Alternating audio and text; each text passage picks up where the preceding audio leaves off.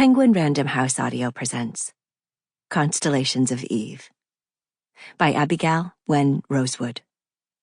Read for you by Catherine Ho. For Tristan Shands. Our knowledge of time has reached up to the brink of that vast, nocturnal, and star-studded ocean of all that we still don't know. Carlo Rovelli, The Order of Time. The cards waltz. To fling the body into an expanse of blue wasn't about dispelling grief, but about preserving joy.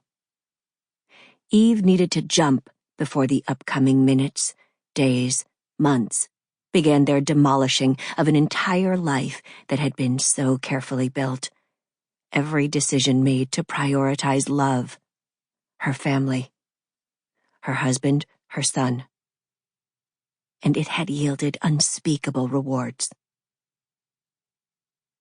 When Eve looked up to check where she was, reality having left her body, she saw a bridge, as though the universe were speaking to her.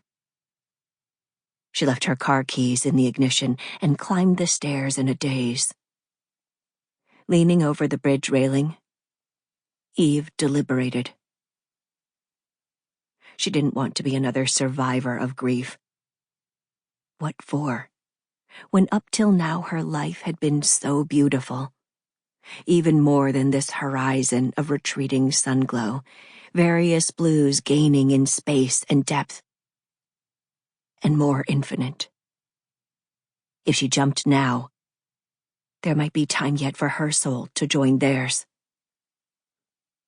Why allow me to know such happiness?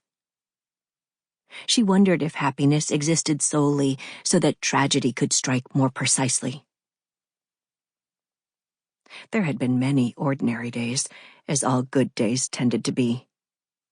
Compared to their friends, they had seemed the lucky ones, the type who needed to be comforted and knew to cherish the person who brought them that comfort. For there resides in people both urges, to love those who tend to our needs, and to destroy them for the same reason. It seems foolish for anyone to accept in us what we despise in ourselves, and so wiser to resent them.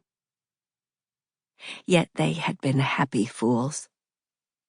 There were things Eve and Liam had both surrendered to achieve tranquility, but it was easy to give up petty desires. Dreams of the spotlight that wouldn't be possible if everything else wasn't flooded in darkness. She had been certain that they had it figured out, had understood precisely how to navigate their marriage. Perhaps it was easy to become cocksure about the rest of life when one had love. That night, she had offered to drive, since Liam had had a few drinks. Blue was in the back seat, chirping about his friend's birthday party they'd just left. As usual, her husband was the one to respond to their son's endless observations and inquiries. Eve wasn't listening. In fact, she'd heard nothing. Their conversations were fading echoes, lifetimes away. She loved them the way one loved the heaven's dark descent, its stars and planets burning on their last memories of light. What a trick the sky was, for even the deepest blue wasn't black, and perhaps even the most assured happiness wasn't whole. Eve thought about other versions of themselves in another life, another universe where the constellations were slightly off-kilter, at once familiar and out of reach. She felt sure, as one was sure of hunger, that she'd met and loved them in another time and space and would continue to do so throughout all eternities. She couldn't remember exactly how the car had veered off course, its toppling through a grove of trees down a small hill. Why was it that one could never recall the exact details of the event that was the cause of one's deepest despair? And yet events don't let us go. They return again, causing us to break out in a cold sweat. When Eve woke from the crash, she didn't need to look. One could always feel when something happened to the people one most loved. Definitive and final. When all of life's meaning suddenly drained from the universe. Eve would have given everything to never have known such bliss if it meant not having to face its annihilation.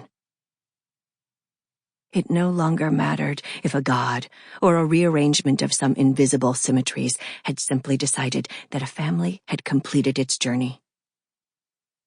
She was ready to join them. Someone was hurrying on the bridge toward Eve, a woman. She was oddly dressed, her clothes patched in vibrant fabrics, her shoes too large for her frame, her hair full of wildflowers. Had she come to save Eve? "Don't!" the woman shouted, her arms reaching out. "Talk to me, please." "What's your name?" "I'm Pari." "Hi, Pari," Eve said. Or perhaps she'd only thought it as she was plummeting, her soul leaping ahead, crashing into a blue-like calm. A windless day. On her way down, Eve pleaded to no one. "Please let me try again. Let me meet them once more, another life, another way." Eve was wrong when she thought souls were made of glass, reflective shards cutting the body and taking residence. Souls were echoes that galloped from one cosmic time to the next, bridging the past and present, masked as déjà vus and dreams, disturbing the body about the possibility of lives it could have had. Another room to wake up in, another pair of eyes to caress rays of morning light. Another way to rearrange life's fortunes and dodge its fatal mistakes. As many times as it takes, I will get it right. The woman gasped and ran to the spot where Eve had fallen. She looked down and took out a deck of cards from her bag. They were the only inheritance she had managed to keep. Her grandfather's reinvention of the original tarot, all meticulously hand-painted.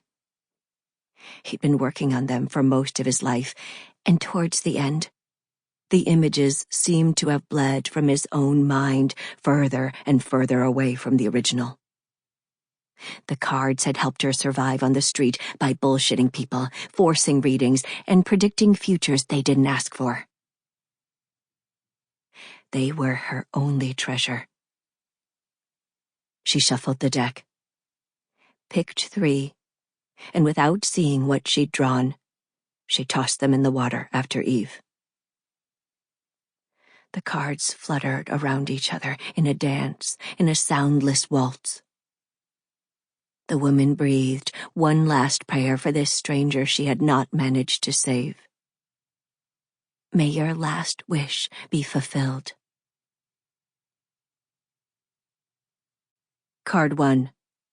The Mute Sculpture. The real had to die for them to achieve a lie they could live with. Liam lay on his back on the lawn and used his shins to lift blue against a white sky. Airplane. Eve tried to look at her son through the pupils of her husband's eyes, expanding circles of steel blue, Liam's gaze matching blues perfectly. That narrow space between them, chin to chin, lash to lash, was locked, dense with conspiracy, secrets, and the exasperating loyalty of fathers and sons. They will both betray her. Liam already had, and Blue would too, in his own way, his singular way of administering pain. He was armed for it the moment he staked his claim inside her body. Sample complete. Ready to continue?